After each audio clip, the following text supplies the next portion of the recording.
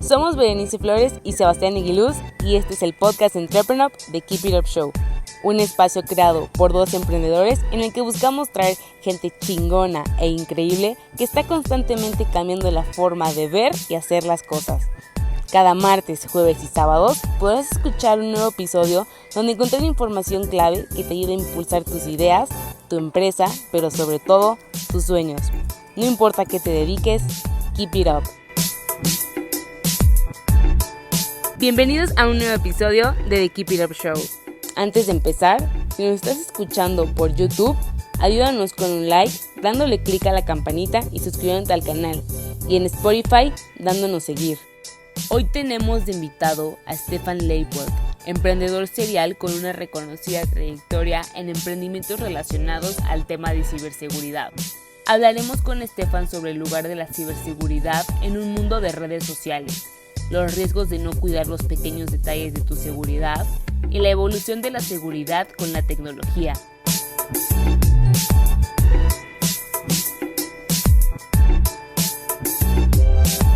Hola, muy buenas tardes y bienvenidos a otro episodio de The Keep It Up Show. Aquí Sebastián Iguiluz, cofundador y CEO de EntreprenUp, y estoy con Stefan Leipold, que es un emprendedor serial muy exitoso en Estados Unidos. Tiene muchas empresas de diferentes giros que justamente nos va a contar un poquito más ahorita. Por el resto de la entrevista hablaremos en inglés, entonces pues perdón por mi inglés, pero bueno, voy a empezar a darle la introducción a Stefan. Hi Stefan, how are you? Very well, how are you? Fine, thanks. Really glad to have you here. Thank you for having me here. So Stefan, for the people who are unfamiliar with you, can you tell us a little bit about what you do? Sure.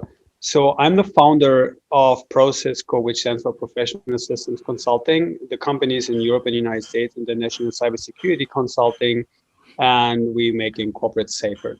Then I'm the founder of Stark. Stark is the inventor of the magnetic privacy screen and the first color-changing privacy screen for Apple devices. And I'm also a real estate investor and public speaker for 17 years. And I'm a philanthropist for 13 years now.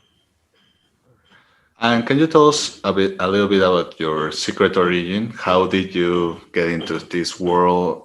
How did you decide to be an entrepreneur?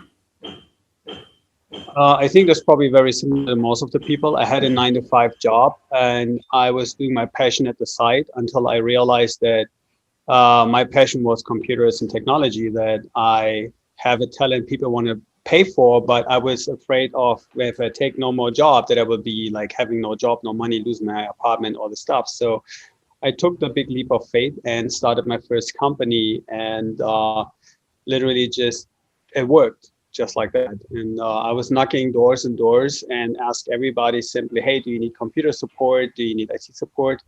And that's how I started the first company. Stefan, I have a question. Cybersecurity, for instance, is one word that's relatively new that many people maybe have heard, but maybe they can think, they can kind of figure out what it's a little bit about, but sometimes it's not really clear exactly what cybersecurity means. So exactly what kind of work does a cybersecurity firm do? Okay, years ago, before the word cybersecurity was out, they called people like me hacker. They were like good hackers. They were called crackers. We cracked the system and we explain where the security gap is and we fix it. And the hackers were the bad guys. They were hackers and crackers. So then later on, they called them black hat, bad guys, white hat, good guys. And now the global term is just cybersecurity guy, what the difference is what we do. If you have a small company, big company, it doesn't matter. If you hire an IT consultant, IT guy, his job is to build your company. So when we talk about cybersecurity or potential hacking attacks towards companies, they always tell us, oh, we have an IT guy. An IT guy is made or hired to build your company. A cybersecurity specialist is hired to break your infrastructure and show you where the security gap is. So that's the difference. So a cybersecurity guy is having 3 steps to attack your company. One is physical. Can I get into your company? The second part is, can I get into your IT? And the third part, and that's the most important one, can I hack your people? What I do is I hack people's mind. And once I get into somebody's life by gaining trust, you gain access to the company, you gain access to the infrastructure. So most of the hacking attacks that you see in the news first started with hacking a human being. That's cybersecurity, actually. So we're teaching people how to be more safe in their environment and keep the data and everything else safe.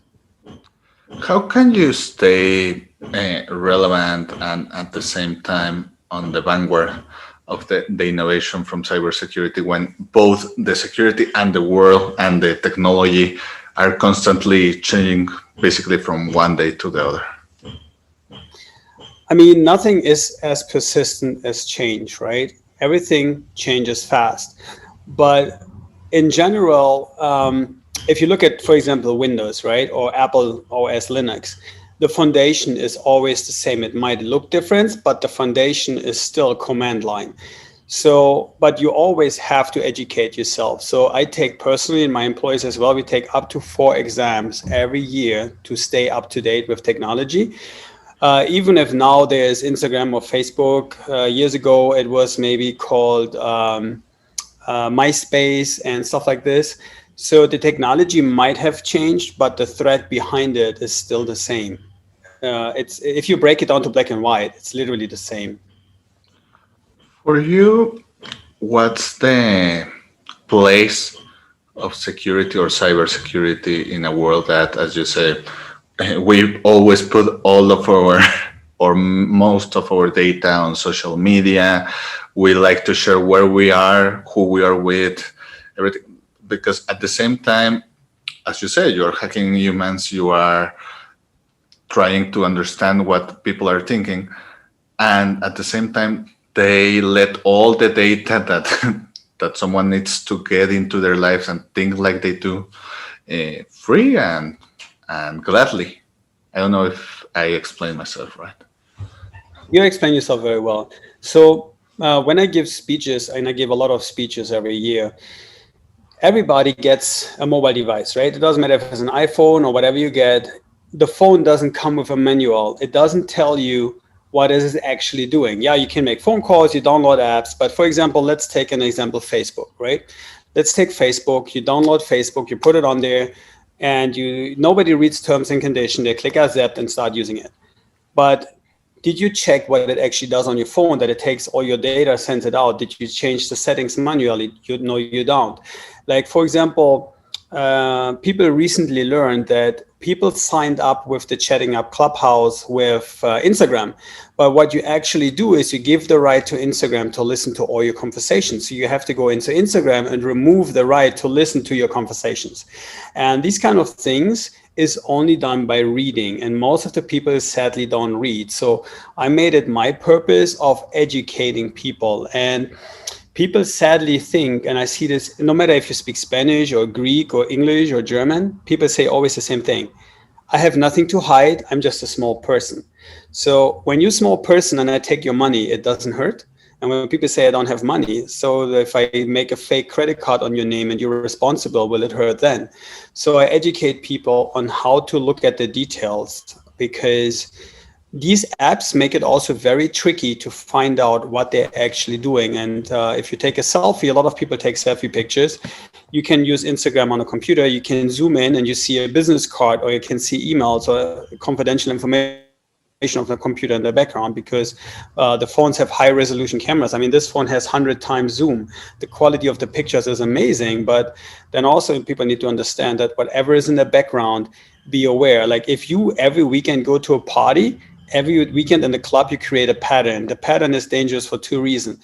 If you're a very beautiful woman, you might be able to be kidnapped or somebody follows you. That's the first part. Second part is you tell the world when you're not at home. So I can literally make a blueprint of your social life. I know where you go, when you eat, where you eat. I know when you're home, when you're not home, So you might want to avoid posting with geotags all the time. And also maybe like don't post, if you're at a restaurant, don't post at the same time you're at the restaurant, right? And like maybe a couple of hours later. Like take a picture, post it later. I want to know your opinion regarding the part of the use of data, because at the same time, as you say, it's really easy to make a blueprint and have several bad uses for that. But at the same time, it helps companies that you like and that you enjoy, or that maybe you don't know them, but you will enjoy them, how to bring you better service or bring you better products. Do you think there's like a line in the use of data, or what? Is it exactly white and black, or is it more of a gray area that depends on each one of the companies that use this data? I mean, obviously, while I'm in IT, look at how our world has shifted, right? If you would have purchased a Nokia phone 15 years ago, you would get an empty phone and you have to put on what you want. When the phones became digital, that you can download apps, there was nothing on the phone and you had to download everything. Today, the same with a computer. Today, a computer comes with everything installed. You have Amazon, eBay, all the stuff pre-installed. So the market, the big leaders in the market tell you what to use and what to think. And people just gladly adopt it, right? So the first thing that I do when I buy a brand new computer, I erase everything and then just install Windows and the applications I need. So I think it's great that somebody who doesn't have the knowledge, they've made it very easy for them to get what is new in the market. On the other hand, I think people have a head, so why not using it and just take what you need? I mean, you wouldn't buy 100 things when you go to buy milk, right? I mean, I know some people do, but at the end of the day, I think people should make their own decision what they want on their phone and what not. And I see so many times when people buy a new computer and they say like, oh, my computer is so slow. And I was like, yeah, it's called bloatware. It makes your computer slow. Get rid of this and this and this and this and this, and suddenly it's super fast. Because if you only write emails and you browse the internet, you don't need 40 applications running in the background, right? And the same with your phone.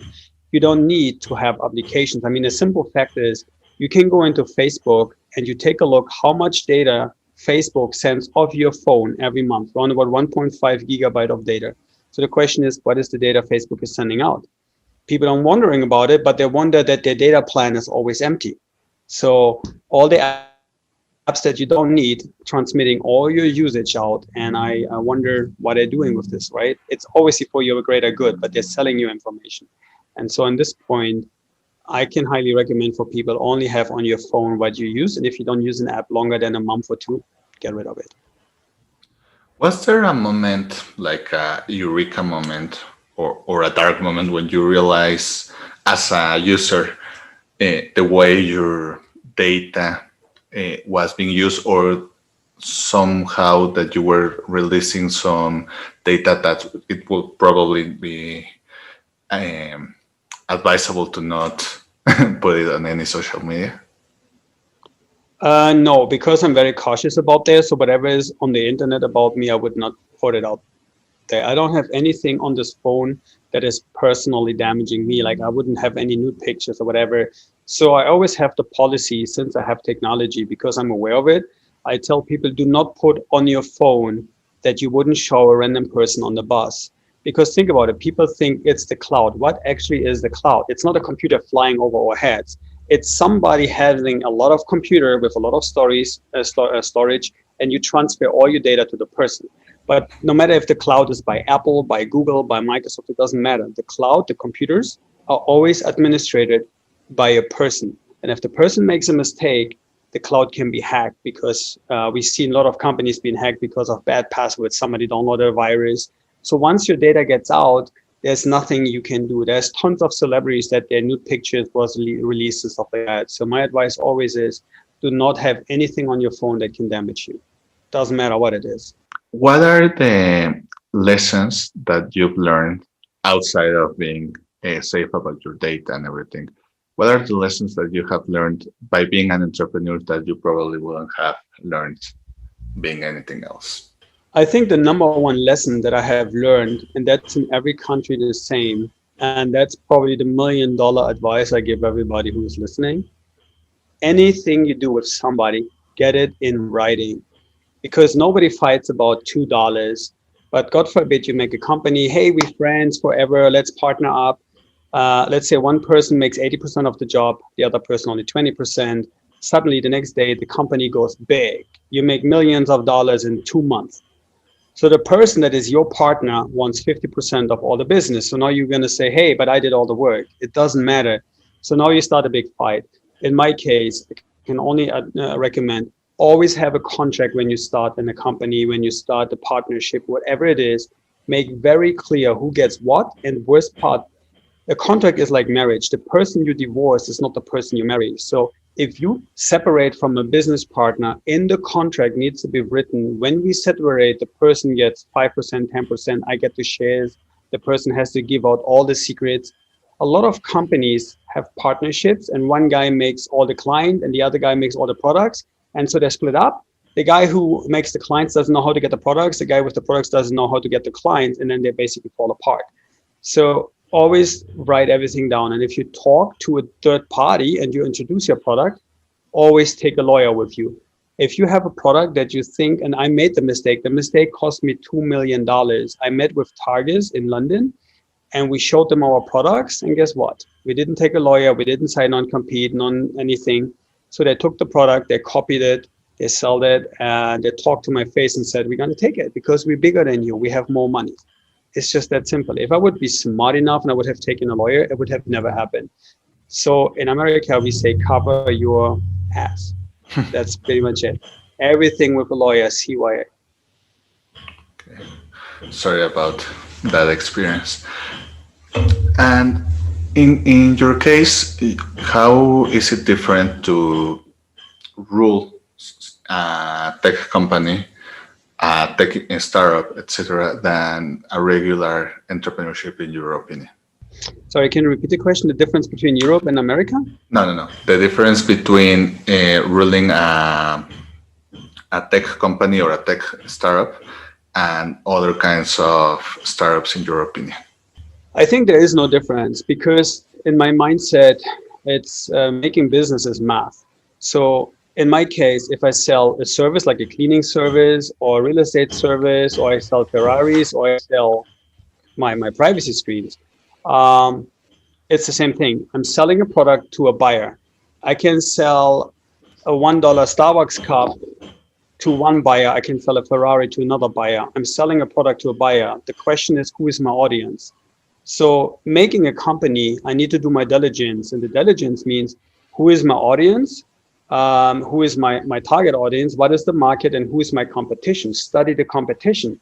Knowing what the competition does, what the competition is coming up with, and what they did wrong, that is the key. If I see where other companies failed, I know what I can do better. For example, in my case, I'm pulling off my privacy screen from my MacBook right now. So what I was studying is the competition needed on a privacy screen tape to glue it onto this. So I was like, okay, that's a bit inconvenient. So we decided to make this metallized so it's flexible. And then the competition, when you close a MacBook slowly or a computer, because of gravity, the screen was moving on the bottom. So we actually put silicon here. So we were studying what the competition could improve. And the other part was very key. We always ask our consumers every 3 months, what product you want to see, what can we do better, what do you like to have? A lot of times, like for example, when we made our product, right, it was just a privacy screen. And then people said, oh, I close my laptop and I have a sticker on the camera. Is there a way to make a sticker inside the privacy screen? I said, that is a brilliant idea. I didn't come up with the idea, but I came up with the solution. So we literally had a slider and now we can actually close and open the cameras. I mean, of course, it gets copied everywhere. If you do something that is big, everybody copies it because everybody wants a piece of the cake, right? If you do something that is bad, nobody cares. That's how life is. In a cybersecurity company, how do you stand out? Because you've been really successful. You've been on the cover of Forbes. You've been covered in many different news websites. But I just have to ask, what helps you stand out from other cybersecurity companies? Is it the know-how? Is it just the knowledge? How do you stand in this kind of companies where, as you say, you have to keep updating yourself, you have to keep learning as the way the world changed, you have to I mean, you are making in some ways products, but at the same time, you also escalate with your knowledge. So how can you balance the same growth? I think first of all, it's an amazing question. And I think the number one answer is be authentic. A lot of times I talk to people and a lot of people promote themselves like, oh, I do this, I do this, I do this, I make $1 million here. But then there's something called online reputation. So I'm very cautious about what I do. And if I cannot do something, I tell you right away, I can help you with it. I can see if I can learn about it, but it's not my area of expertise. Before I screw it up, I tell you, get somebody else, or we can see how we can make it work. But it's very important if I tell you I can do this and people type my name into Google, everything you find is positive about me because I tell you right away, I can or I cannot do it. And do not pretend to be something I'm not. I can do certain things in cybersecurity. I can do social engineering, ethical hacking. Am I a coder? Absolutely not. Can I read code? Yes. Can I hack the code of a Cisco firewall? Probably not. There are different people that can do that. So in this case, I always explain to people, be authentic, especially like on the app that I mentioned earlier, Clubhouse, which is really funny. I was looking into one particular person and the person throws numbers and he's a millionaire, blah, blah, blah. And if somebody like talks so much, I was looking him up and it was a total fake.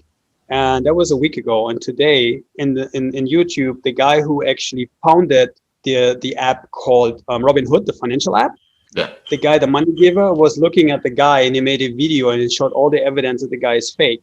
And that's the worst thing that can happen to you because now not only you have a bad reputation, you probably get lawsuits and all this stuff. So I think the key to everything is the key to access. Know your stuff, know what you don't know, and don't be afraid to say no. And the other part, if you don't know something and you want to know, ask. Ask the person who knows what you don't know and ask if they can help you, if they can mentor you, if they can guide you, and you being happy to help them and do something else. You know, trading favors is a big thing as well. I hope that answers the question. Yeah, it does. As technology grows and we are able to make more things, there's a little bigger surveillance of everything we do at the same time. And as we mentioned before, most of our information is not someone else that put it there. It's ourselves. We choose to put our pictures, we choose to put a video, etc. And at the same time, I've been seeing a lot of growing patterns of people like making fake accounts, like stealing pictures of of other people to fake OnlyFans accounts. I've actually seen reports of investigations that they are making and researching in order to use big data to try to solve crime in many different ways. And I don't know, it's like at the same time the internet is giving us a lot of different possibilities that we didn't have before, but at the same time, in some ways, we're looking at those possibilities, trying to hurt a little bit of our rights for privacy, etc. So I know, I think it's really weird because like I said, most of the thing that's affecting our liberties is the same data that we're putting ourselves in. But I wanted to ask you, how can someone find this balance? Because I don't know, for instance, you, Stefan, you have to have a digital blueprint. You have to exist because you need it in order to people to trust your services and to want to hire you and your company. But at the same time, it's like, okay, how can I as Stefan protect myself that someone named Sebastian will grab my Stefan picture and make a profile and say, hey, I'm this guy. How can we find this balance between not being afraid of the internet and the possibility it opens, but at the same time not expose ourselves? I don't know if I'm explaining this. No, yeah, I explained it very well. So I think there's a couple of factors to it. So one factor is, I always explain technology like a gun, right? It depends who uses the gun. You can protect somebody's life, you can take somebody's life, depends who you are. So people say, "Oh, total surveillance." I'm not sure if the media reached the news reached Mexico, but on Thursday, no, on Saturday, I think, on Friday or Saturday, in New York, in Flushing, somebody killed an Asian guy, 36 years old. He ran up from behind, stepped him, and killed him and ran away. Just a hate crime. If there would be no surveillance, they wouldn't have caught the guy, nor the videos wouldn't be there, right? So people call everybody like, "Oh, people shouldn't have guns." It depends how you see it. There were two old guys in a church in Texas when somebody was coming in with a machine gun, wanted to kill everybody in church, and these two old guys killed the attacker instantly. So only one person got killed. So of course, in this case, the gun used right was helping. And the same thing with the computer, right? And the technology. Sure, if you're a bad guy and you have something that you don't do consciously right, you might gonna be not liking it. If you're aware of what you put out there, I personally don't mind if somebody video records me everywhere or uses the data what I search for, even if it's not correct. I don't mind because I control what I do. But I think in general is that people using technology in different ways, and it's meant to help us, but it's also people abusing technology. I had twice people opening Instagram accounts with my pictures. You can't avoid that. I mean, it's kind of flattering that somebody thinks he can be me, right, and wants to scam people over. But it was very obvious that it was not me, and people reported the person. And then I had to authenticate my account with social media, with Instagram in this case. But I think there's no way to avoid it, because the moment you share something and it's out there and people can't take it.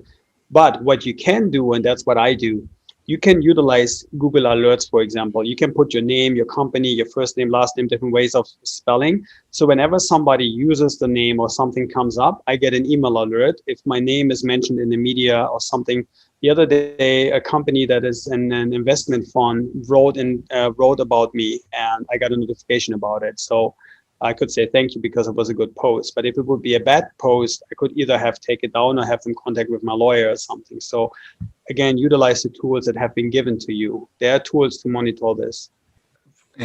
Well, one of the last questions. You know the dog robots that Boston Dynamics is making, right? Yeah. Yeah. I actually was a couple of days ago in a panel, and we were debating. Basically, it was the liberty versus surveillance and debate of every day. But the thing is, okay, what they are saying is that we can use these robots to find, using the digital blueprint, someone that was making a crime, and that will help a lot different policemen. And in that way, I really, really, really like the idea. But at the same time, someone else made the comment, and I found it interesting enough that I made the mental note to talk about that with you. That in some countries, especially third world ones, and ones that have either dictators or basically any kind of social distress, sometimes people who are just using their liberty of expression by criticizing the government are hunted and either put in jail or executed or everything. Mm-hmm. And that there was this small possibility, or that maybe, as you said, well, this gun can be used good or it can be wrong. I like to use the reference of the knife. The knife was made to cut food, but it can also be used to stab someone. It can be used for good or bad. So I just wanted to ask you, and as I said, I made the mental note. Hey, let's ask Stefan about this. That maybe there's a jeopardy that this technology that helps us keep us safe can sometimes be used actually to fight our liberties, or to make it less easy to be free. Yes and no. I mean, know the environment that you're in, right? I mean, I'm not a friend of total control at all. As probably everybody knows, Jack Ma, the founder of Alibaba, first had disappeared after he spoke out, and then suddenly you see a video where he sits on the couch. Nobody knows where the couch was, where he is. It was most of the people that I know that are Asian said it was a video made by the Chinese government. They probably imprisoned him. It's just all theory, right? But then there's also another cases where people, I would say, spoke out against their government, knowing that they did something wrong, or they spoke their freedom, but they don't have the right of saying that. Best example, there was a woman maybe 6 months ago in the United States, and she commented on Facebook, and that shows the surveillance. She commented on Facebook to a Trump post. She said, Donald Trump, don't quote me on it, but she said basically, Donald Trump, they need to be shot in the head. So these words of killing the president, she triggered certain words. So the next morning, the Secret Service and the FBI showed up at her door because of threat towards it. So, and she was like a 60 years old woman. So yeah, it shows that there's certain surveillance. But what if somebody really plans to eliminate somebody, right? I mean, yeah, it can be that if you speak about certain things, that is your freedom of speech, that the government listens and takes you, but see about the opposite way, right? Think about your father, and you have a daughter, and your daughter gets kidnapped, which happens a lot all over the world, that people get abducted. If you can utilize somebody's digital blueprint, the GPS tracking of a car, or the GPS tracking of a phone to get your family member back, that's also like, I mean, yeah, know your environment you're in. If you're obviously in China and you know that you have a communist country, and you have your own opinion, you should maybe not voice it that much, because when you grow up in China, you know that speaking against the government is not the smartest thing, you know? Yeah. And in most cases, like the woman that you say, I think there's this line in the freedom of speech, because, well, I have freedom of speech. I can, in theory, say anything that I want, but at the same time, I can go to the airport and start yelling bomb, bomb, bomb, bomb, because, well, it's not, and I can create a really big problem because of that. So in those cases, I agree that there's this line that we have to to be really self-conscious of. Okay, it's fine to say my peace of mind as long as I'm not affecting or inciting someone else to affect someone else.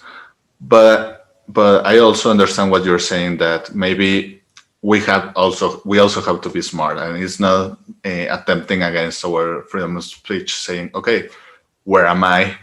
What's the culture? What's the political climate? What's the possible situation if I say something that I shouldn't be saying at this particular time and place? You know, I like to give a quote of Edward Snowden, which I really love. A lot of times, back to the beginning of our conversation, I hear people saying, I have nothing to lose, I have nothing to hide, right? When it comes to hacking. Edward Snowden once said, in a digital age, when people say I have nothing to hide, it's like having the freedom of speech and nothing to say. That's a really nice quote. It's a very powerful quote, but I really like it. Perfect. Stefan, to start wrapping this up, in the Keep It Up show, we ask every guest for their 3 do's and 3 don'ts for entrepreneurs, basically 3 things they should do and 3 things they shouldn't do. So what are your 3 do's and don'ts? Okay, I would say the three do's, and that's very important for any business.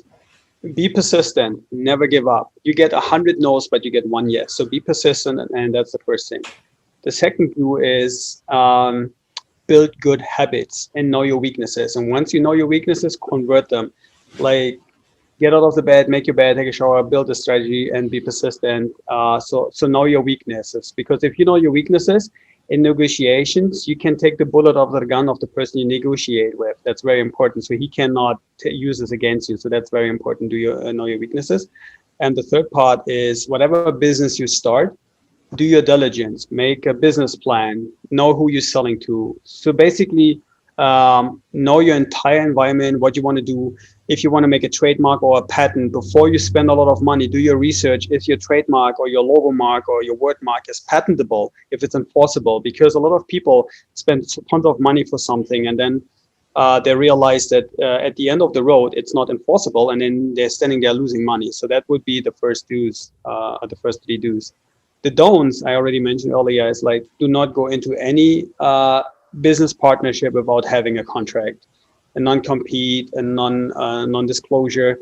Don't share any information with anybody about your product, your services, your companies without signing paperwork. So make a contract with your business partners if you do. If you looking for investors, you're going to have a product, service, whatever it is, sign agreements.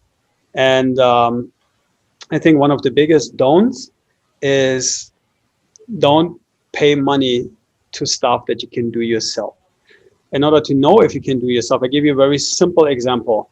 A lawyer quoted me $4,000 to register my United States trademark with the United States Customs and Border Protection to stop fakes coming to the country. $4,000. So before I do something, I did my diligence, and it turns out that both sites belong to the United States government. I could actually take the code from my trademark, put it into the patent to the customs page. It pulled all the information over, $178 paid. Next day, it was published. So don't pay for something that is not needed to. If somebody gives you a big number, get a second or third opinion and do some research about it before you just blindly pay. Perfect. Stefan, if someone wanted to acquire your services or get in contact with you or simply buy your products or whatever they think of, how can they find you on social media? I think, I don't know if you see it, it's literally my name. If you type my name into Google, that's it. You can contact me over Instagram. A lot of people contact me over LinkedIn, which is also my name. My social media is handled by a third party, so they always notify me if somebody contacts me. You can sometimes find me on Clubhouse, but the easiest way, if you take my name, Stefan Leipold, and you put it into Instagram, LinkedIn, Google, you find me. It's almost impossible not to find me. I imagine. Well, Stefan, I want to thank you for your time. Hope you had as good of a time as we did. And as we say on this program, keep it up. Thank you, awesome. Appreciate it. Si te gustó el episodio de hoy, recuerda que puedes escucharnos en Spotify y YouTube, y para más herramientas de estos temas, estamos en Instagram y Facebook como @EntreprenUp. Si quieres seguir a nuestro invitado de hoy, te dejamos en la caja de descripción sus redes sociales y datos de contacto. Gracias por escucharnos y nos vemos en el próximo episodio. Recuerda, keep it up.